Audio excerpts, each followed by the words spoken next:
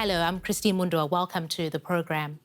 Protesters in Nigeria's most populous city, Lagos, are back on the streets to demonstrate against police brutality. That's in spite of a government curfew imposed after protests turned violent on Tuesday. Security forces opened fire. Rights group Amnesty International said several people were killed and many others injured. The incident has sparked global outrage and ignited fresh anger among a growing movement of young Nigerians. They came out in defiance of a curfew, and after dusk, the trouble started. Men in green uniforms were seen setting up barriers surrounding the area, and eyewitnesses saw CCTV cameras and street lighting being disabled. Then, suddenly gunshots.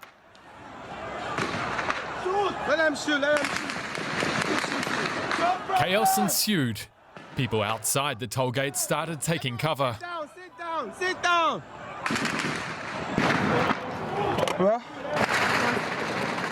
Lord Jesus. A DW News crew who were on the scene were forced to take shelter next to their vehicle.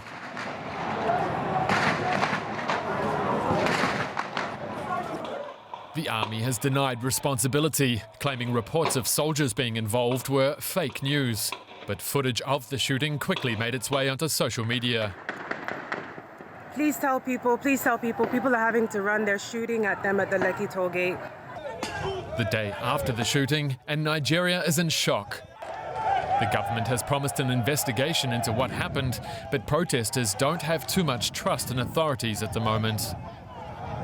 So, how did things get here? It all began at the start of this month when a video went viral on social media allegedly showing an officer from the police unit SARS, or Special Anti-Robbery Squad, allegedly killing a man in the southern Delta state. Now, the SARS unit that has long faced accusations of brutality, and the video triggered protests in Delta state that soon spread to the commercial capital, Lagos. Now, on October 8th, protesters in Lagos camped outside the city's government house overnight. 2 days later, a protester was shot dead by police in Oyo State. Now, on the same day, police violently dispersed protesters in the capital, Abuja. By now, Nigerians were protesting all over the country under the rallying cry, EndSARS. The same hashtag trended on global Twitter. On October 11th, President Muhammadu Buhari announced the disbanding of the police unit SARS. But that wasn't enough to quell the outrage, and people continue to protest.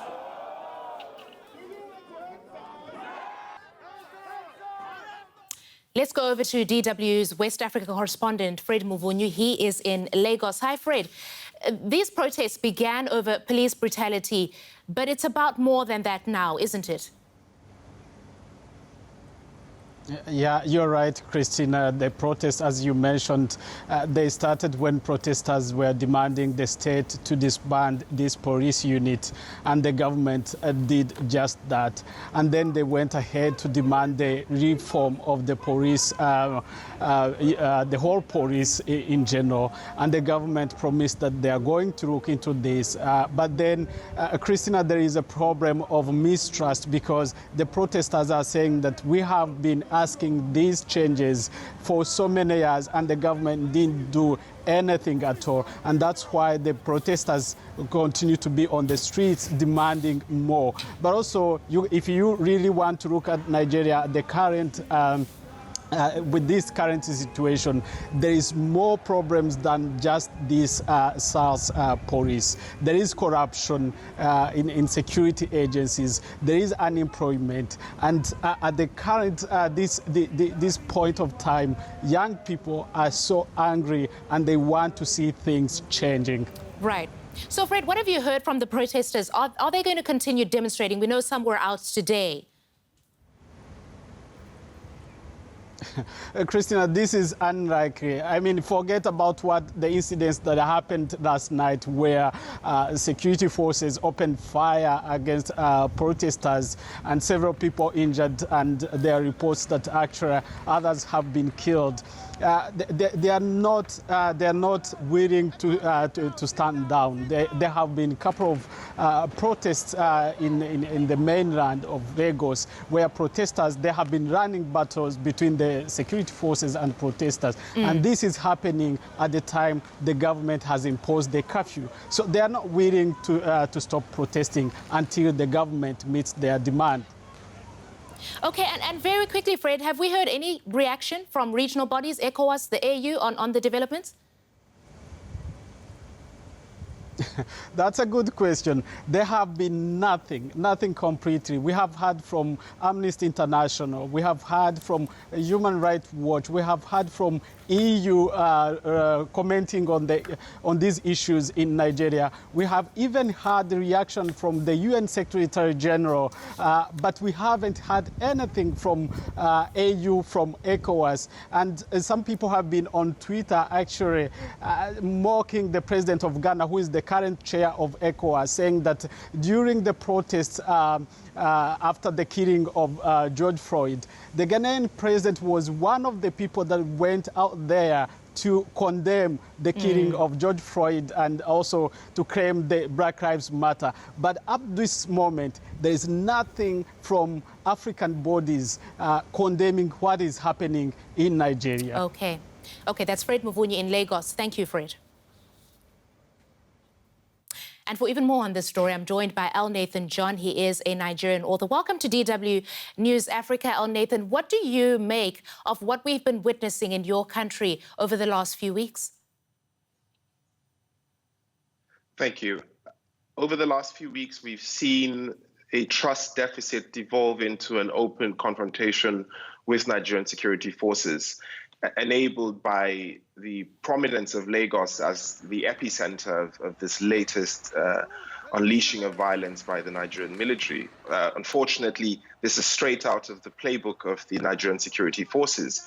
We know that this is a pattern. In 1999, they opened fire on dozens of people in Odi, Bayelsa. They did the same in Zaki Biam, Benue. In 2014, they killed 33 Shiites in Zaria City and killed 347 between December 12 and 14 in 2015 and buried them in mass graves. Now, they must be shocked to see this kind of reaction because they did not expect that it would go this viral international. Right. And that's why they were emboldened to do what they did, because they've done this not once, not twice. This is a normal standard operation for the Nigerian security forces. L. Nathan, this was initially about police reform, and as our correspondent Fred was saying, there are more issues here. Beyond the police reform, what kind of reform does your country need? First, the social contract, if there ever was one, is broken. And this would be a great place to start reform. We must elevate the non-justiciable parts of the Nigerian constitution, which specify the basic objectives of government, and elevate it to something beyond a mere suggestion, which it is now. Nigerians must engage also with the larger structural issues around federalism and its limits. Should states, for example, have a state police? Is community policing better to be able to, can it help provide more accountability around policing and all of that? Can the government be pushed to invest more in education? And can the states take a greater role in educating, providing qualitative education for its citizens? And very importantly, can we begin to stem this rampant corruption that allows for stealing of resources that should go to, for example, making our police have good salaries and all Nathan, of that. I must interrupt you because I only have time for one more. But very quickly, this mass mobilization of young people, it's a first for Nigeria in modern history. How powerful do you reckon this movement is? I think it's very powerful especially because this is happening in places like Lagos and Abuja, which usually is not the case. We've had people mobilized for different reasons. We had the Occupy Nigeria protests. We had the protests that followed the cancellation of peaceful elections in 1992. But this is the first time in the commercial capital, young people have, they're armed with resources, organizational skills, and connections to the outside world.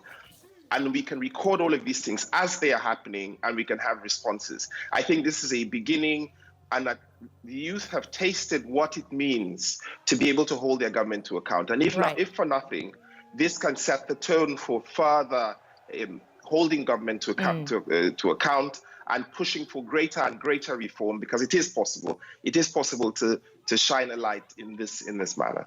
All right, that's all, Nathan John. Thank you for that. My pleasure. And that is it for now. Be sure to check out our other stories on dw.com/Africa. We're also on Facebook and on Twitter. Today, we'll leave you with images of the demonstrations in Nigeria, so brutally suppressed. See you next time. Bye-bye.